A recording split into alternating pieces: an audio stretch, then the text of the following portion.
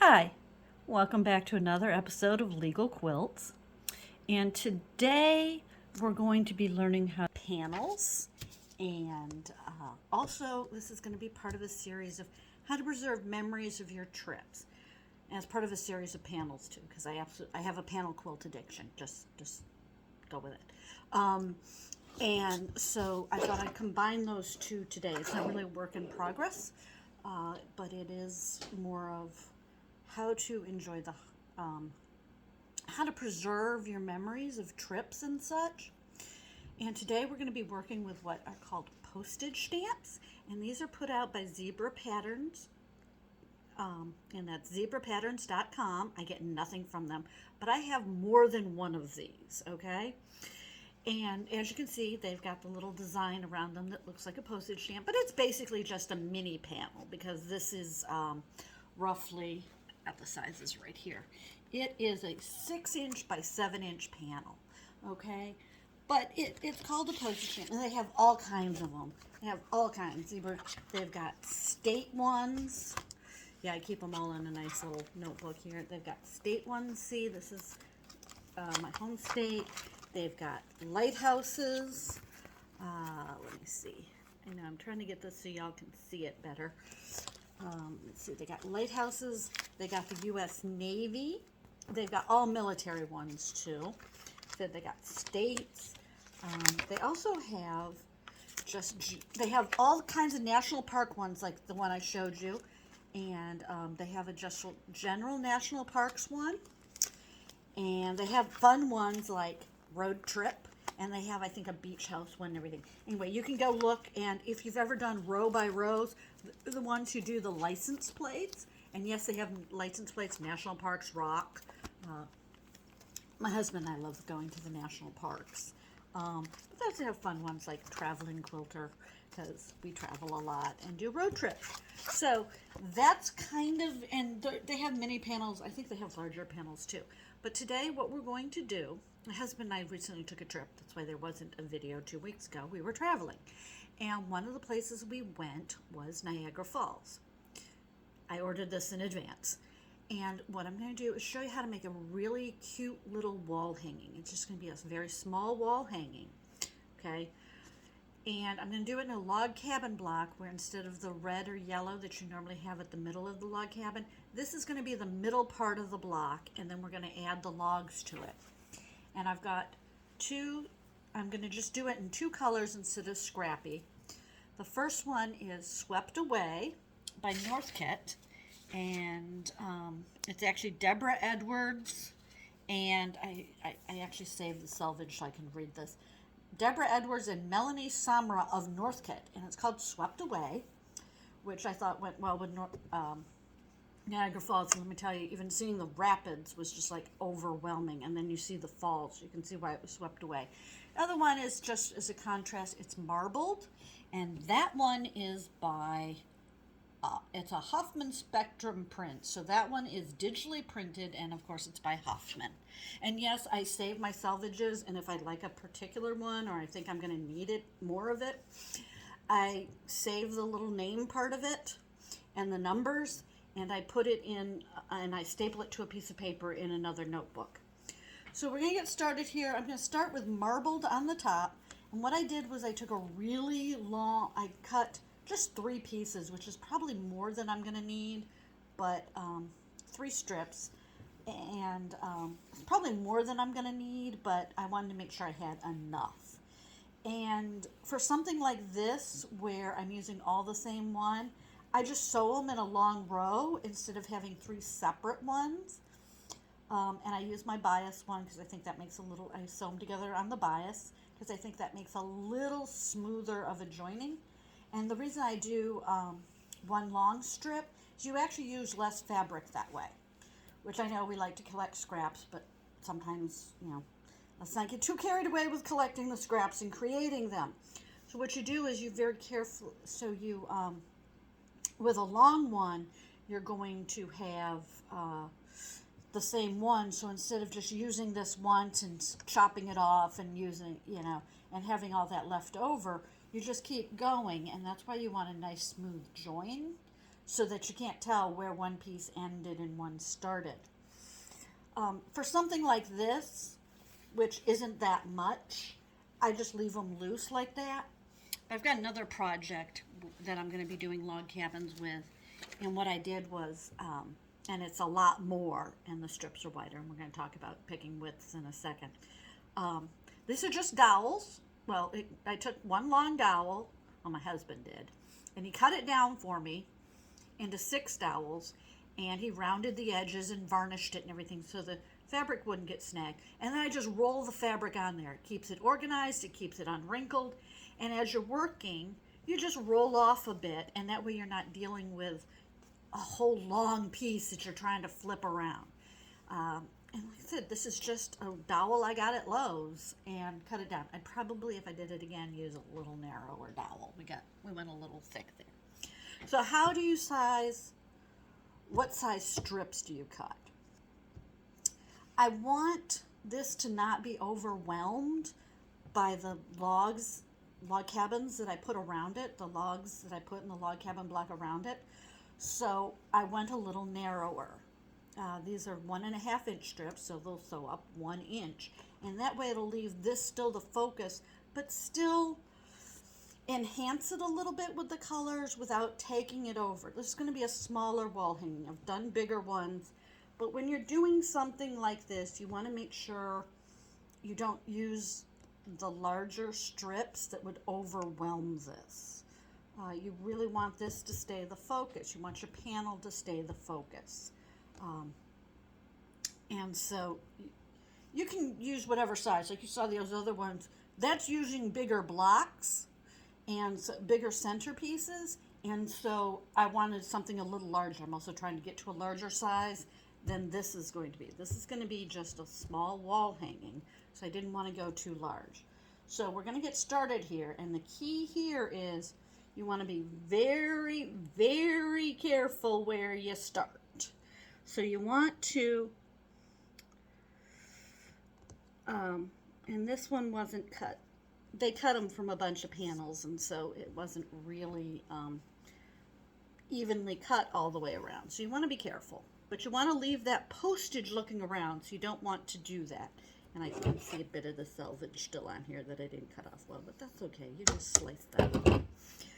So you lay your first one down, pick which one you want to start with, it doesn't really matter, and you lay it along the top, because this is going to be a log cabin, so neither one is really going to dominate over the other. You just want a contrast between your two.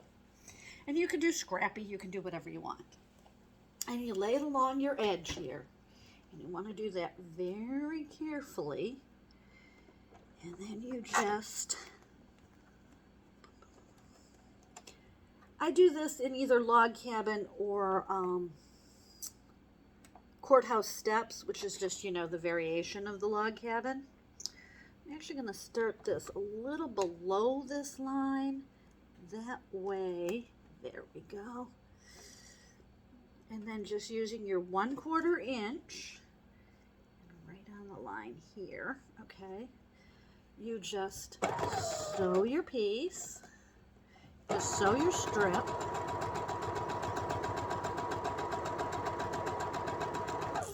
So your first strip on.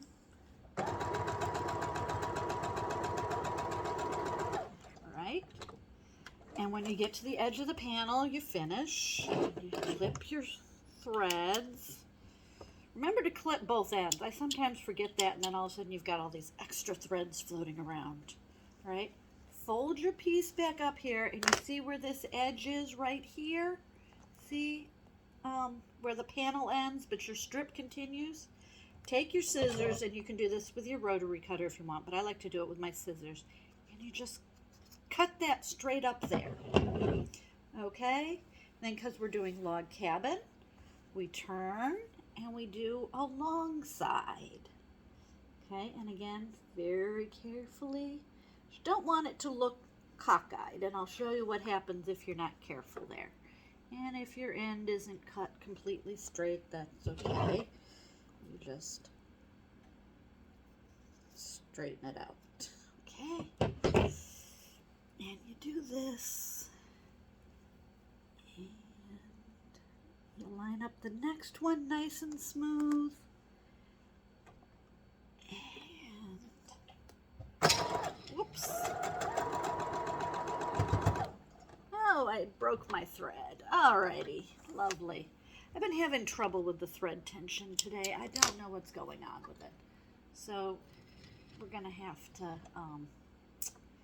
okay, let's see if I can get this on here without too much trouble. It is, we're gonna have to cut the video short. Alrighty. Went in on the first try. We know how often that happens, right? Alrighty. Alright. Going back to, yeah, it broke right at the very beginning. Alright. So going right up there, making sure you're still even and nice and smooth here. Nice and straight.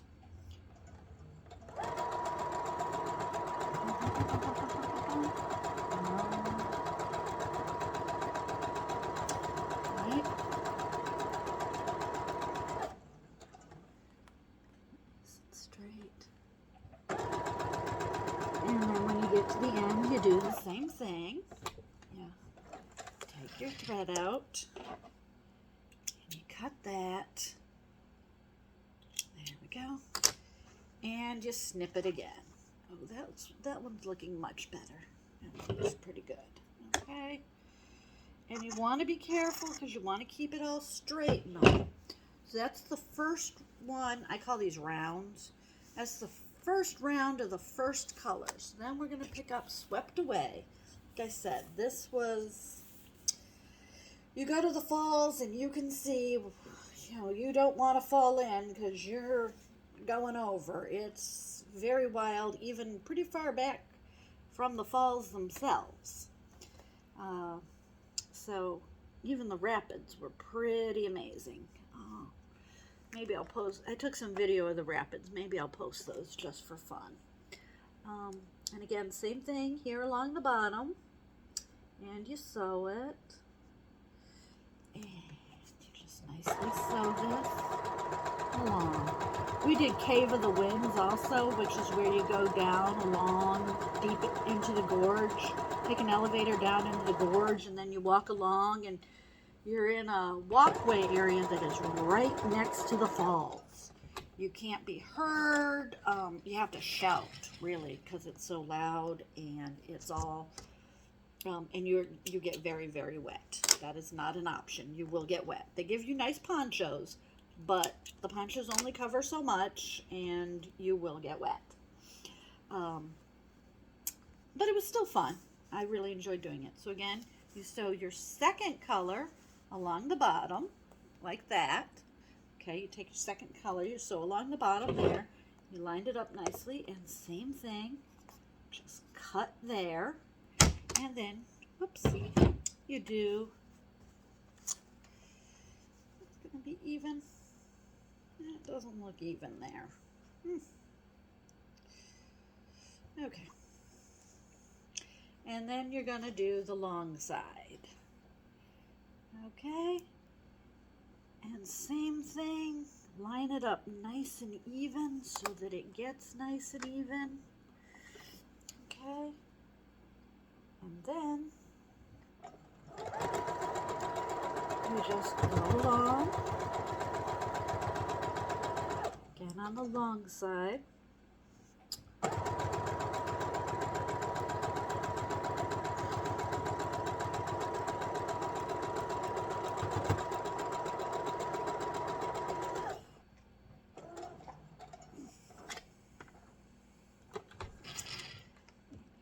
Threads, and that is the first round, that I call these rounds, all done. And you do this, I'm only going to do this 2 more times, okay? Because like I said, I don't want to make this a huge one. And you can sew it open after each one if you want. You can sew it open. Jeez, Jiminy. You can iron it open after each one, but it'll, as you're doing it, it'll open it out, because the next one, then your next one, you just do the first color again along the top, and you keep going till it's just really a big log cabin block, okay? And then, and you can go around as many times as you want till you get the size you want. You don't want to add a lot of fabric though, because again, you don't want to take away from the picture. All right, this is one I did before the dry tortugas. And this one I added a border. I'm not going to add a border to this one. But the reason I did that for the dry tortugas is because it's an island and I wanted to do ocean around it. And I did some wave quilting and everything. This fabric I bought in Key West. It's brain coral, and then I had the sand already. And you can see it doesn't really show up here, but it is a little crooked. I wasn't as straight. That's okay. This one's just for me. But that's why you want to make sure it's as straight as possible, because it's hanging on the wall crooked and it's driving me nuts. Okay? Now, and then of course when you finish it, you bind it and you do everything. It's a wall hanging. How are you going to hang this on the wall? There are tutorials out there all over the place about how to put a hanger on the back and stuff, and those are all very good, and if you want to do that. If you have the walls that will do this, I just use command strips. The other half of these is stuck on the wall. But I sew them on so that they won't tear off from the fabric, because I don't trust how well this will stick on fabric. So I just do a quick whip stitch around to hold them on. And you can do as many as you want. I have 3 on, the 4 corners and then 1 on each middle, so that the more of it is hanging on the wall, and then I just stick it on the wall. I stick the other pieces on the wall. Well, actually what I do is I put the other piece sticked on here on the Velcro side, and then I hang it up and I pull the stuff off those. And it's perfect. It hangs smoothly, it hangs cleanly, you don't see any hangers, there's no holes in your wall. The only thing is you have to have the wall that will take it, and it did remove. And you have to be careful if you take it off, but that's the other thing. You can move these around, all of those things, if like you decide you want it in a different place in your house. So that's what I do. It's just something very simple. All right. So that is one way to work with mini panels and a great memory of a trip. Okay. And it's just very simple, easy to do. We're going to have more about doing more elaborate panels and doing more than just making a giant block with it, more than just a giant log cabin block or courthouse steps with it. But this was just a nice quick one where you just do this around and you're done, and then you quilt it. So that's today's episode, and as always, please visit my let's see if I can get this in here. Please visit my website, my website. I'm still getting things up there. Buy me a coffee. I use that stuff to buy more fabric so I can continue to make these videos. Also, every time you buy me a coffee, I will be buying, I make a block for charity, which then I'll make a charity quilt out of them all. This has all my social media on here. Please follow, drop me a message, all that stuff. If there's anything you want to see me to do other than applique, I'm not that good at applique. There's plenty of videos out there of how to do applique from people who actually know what they're doing and enjoy doing it. So let me see if I can do this a little better. My own videos. But please, look at, so drop me a line. I'd love to hear from you all. This is all my social media, and just please participate. Also, I'm going to be dropping some affiliate links. My Amazon thing, if I don't get at least 3 qualified sales within 90 days, they're going to drop me. So buy something. I usually keep everything pretty inexpensive. Buy me a coffee. Again, this is what I use to support my fabric habit. And I will see you all next time.